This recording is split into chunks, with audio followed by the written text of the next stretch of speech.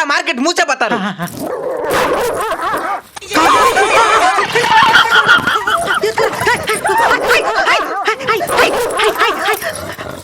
అమ్మయ్య కాపాడేసిన.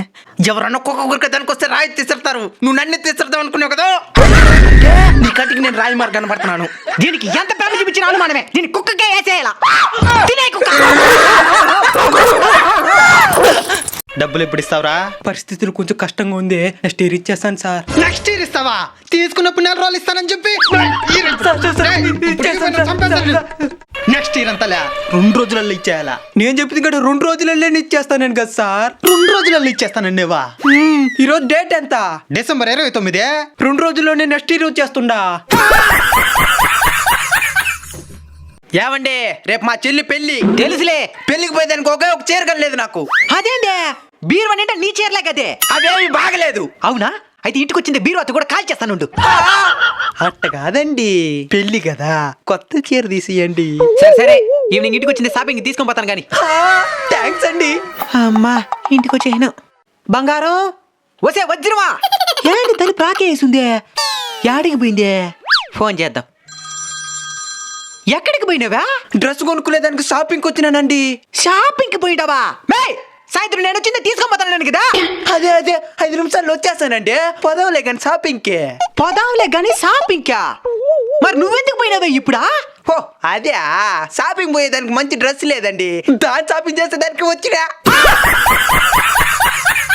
రేపు పుష్ప 2 సినిమాకి టికెట్లు బుక్ చేయాలి. 500 ఉంటే ఇరా. రూపాయి లేదు నా దగ్గర. నేను అడిగింది రూపాయి కాదు, 500. ఫోన్ పేలో ఉంటది, పంపి. లేదని చెప్తే నమ్మవురా నువ్వా?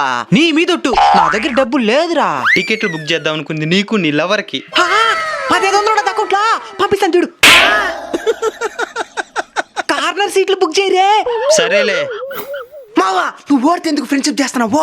అది తెలిసిన వెంటనే ఫస్ట్ నీకే చెప్తా. ఓడిది మన కులం కాదు, తెలిసిన నీకా? తెలుసు. ఆ కులపోలంతా మంచోళ్ళు కదా మామ. అవసరం ఉన్నంత వరకు మనతో ఉంటారు. ఆ తర్వాత మనకి వెన్నుపోటు పడతారు. అప్పుడు మన కులపోలంతా మంచోలేనా? మన కులపోలకే మామా మనసున్న మహారాజులా. మీకు మీ చిన్నాయనోళ్ళకి మాటలు లేవు కదా? అవును మామా. ఏమైందే? ఆస్తి తగదాలో మమ్మల్ని మోసం చేసి మొత్తం ఆస్తి లాగేద్దాం అనుకున్నారు దొంగల మామ వాళ్ళ. వాళ్ళది మన కులమే. ప్రతి కులంలోనూ మంచి వాళ్ళు ఉంటారు, చెడ్డ వాళ్ళు ఉంటారు. మనిషి స్వభావాన్ని కులాన్ని బట్టి కాదు, తన గుణాన్ని బట్టి డిసైడ్ చేయాలి. అన్నా మీ ఇంట్లో ఏం జాబ్ చేస్తారనా?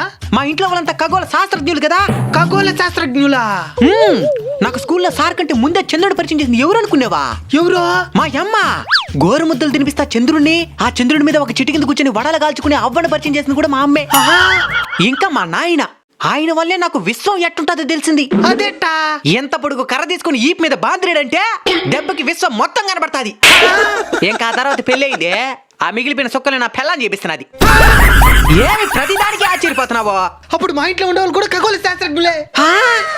మీ ఇంట్లో ఉండేవాళ్ళు కూడా ఖగోళ శాస్త్రజ్ఞులైతే తప్పకుండా కామెంట్ చేయండి.